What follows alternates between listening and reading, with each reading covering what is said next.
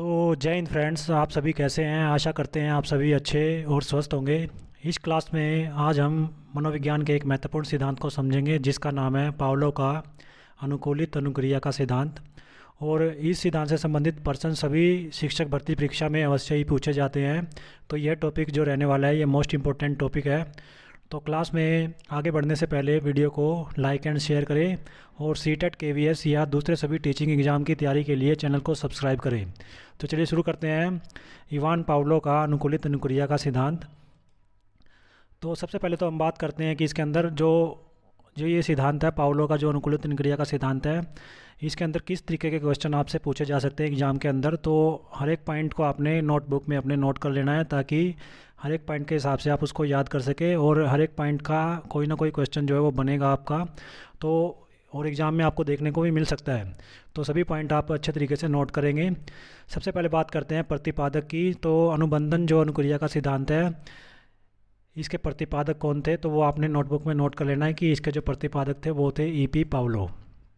उसके बाद उनके जन्म और मृत्यु के बारे में हम जान लेते हैं। तो ईपी पावलो का जो जन्म हुआ था ये भी मोस्ट इम्पोर्टेंट, कई बार पूछा जाता है एग्ज़ाम के अंदर। तो वो जन्म हुआ था 26 सितंबर 1849 को। और कहाँ पे हुआ था, वो एक रियाजान जगह पड़ती है और ये रूस के अंदर पड़ती है। तो रूस के वो वैज्ञानिक थे।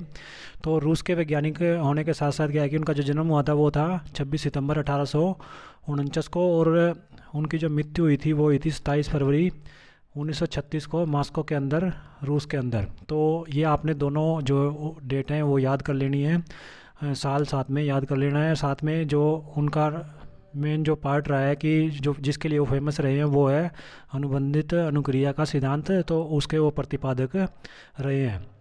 उसके बाद आगे थोड़ा सा और जान लेते हैं हम ईपी पावलो के बारे में। तो ईपी पावलो जो थे वो क्या थे, रूसी वैज्ञानिक थे, जैसा कि हमने पहले भी बात की है। तो वो रूस से बिलोंग करते थे, रूसी वैज्ञानिक थे। और इनका जो पूरा नाम की अगर बात की जाए तो उनका पूरा नाम जो था वो था इवान पात्रोविच पावलो। तो इनका पूरा नाम था इवान पात्रोविच पावलो और ये एक रूसी वैज्ञानिक थे। दूसरे पॉइंट की अगर हम बात करें तो इन्होंने क्या किया था जो इसके लिए ये काफ़ी फेमस हुए थे। तो इन्होंने पाचन क्रिया की दहकी का क्या है कि विशेष रूप से अध्ययन किया था, उसके ऊपर अच्छे तरीके से रिसर्च किया था। और क्या था कि उनका यह अध्ययन इतना महत्वपूर्ण था कि यह काफ़ी लोकप्रिय हुआ।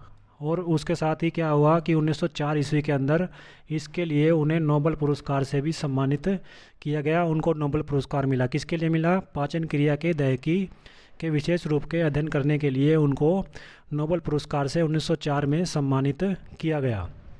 उसके बाद ईपी पावलो को क्या है कि अनुबंधन का जनक भी कहा जाता है। तो ईपी पावलो को क्या कहा जाता है, अनुबंधन का जो जनक है उसको, उनको जो है बोला जाता है ईपी पावलो को। तो ये जो है हर एक पॉइंट आपके लिए इम्पोर्टेंट रहेगा, हर एक पॉइंट आप नोटबुक में नोट करेंगे ताकि एग्ज़ाम में आपके लिए ईजी रहे। उसके बाद बात करते हैं कि इसमें जो मनोवैज्ञानिक के साथ साथ क्या है कि ईपी पावलो कौन थे। तो मनोवैज्ञानिक के साथ साथ ईपी पावलो एक चिकित्सक भी थे। तो वो चिकित्सक भी थे साथ में, मनोवैज्ञानिक के साथ साथ, मतलब अपने रिसर्च करते थे साथ में वो चिकित्सक भी थे। उसके बाद क्या है कि पावलो ने कुत्ते की पैरोटिड ग्रंथि, मतलब कि जो पैरोटिड ग्लैंड होती है उसके ऊपर प्रयोग किया था। और कैसे प्रयोग किया था, कुत्ते की पैरोटिड ग्रंथि का क्या है कि ऑपरेशन कर क्या है कि लार का उन्होंने क्या किया था, एकत्रीकरण किया था।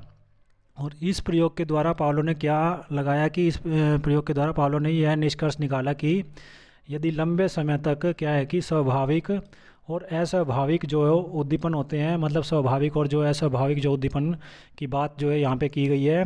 तो इसमें निष्कर्ष निकाला कि लार से जो कुत्ते की पैरोटिड ग्लैंड का जो उन्होंने अध्ययन किया था उसमें ये निष्कर्ष निकाला कि स्वाभाविक और अस्वाभाविक जो उद्दीपन होता है अगर एक साथ प्रस्तुत किए जाए, अगर दोनों को एक साथ प्रस्तुत किया जाए तो कोई भी व्यक्ति के लिए क्या होगा कि जो अस्वाभाविक उद्दीपन के प्रति भी स्वाभाविक जैसी ही क्या होगी हमारी, उन्होंने कहा कि अनुक्रिया वो करेगा। मतलब कोई भी व्यक्ति क्या है कि अगर उसके सामने जो है लंबे समय तक स्वाभाविक और अस्वाभाविक उद्दीपन का को एक साथ प्रस्तुत किया जाए तो कोई भी व्यक्ति जो होगा वो अस्वाभाविक उद्दीपन के प्रति भी स्वाभाविक जैसी ही अनुक्रिया करने लगेगा, जिसे उन्होंने क्या कहा कि अनुकूलित अनुक्रिया का या अथवा फिर अनुबंधित अनुक्रिया का सिद्धांत उन्होंने कहा है।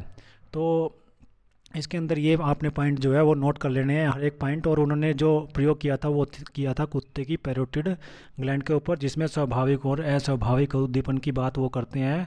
और बाद में वो कहते हैं कि अस्वाभाविक उद्दीपन के प्रति भी स्वाभाविक जैसी अनुक्रिया क्या है कि कोई भी व्यक्ति करने लगता है।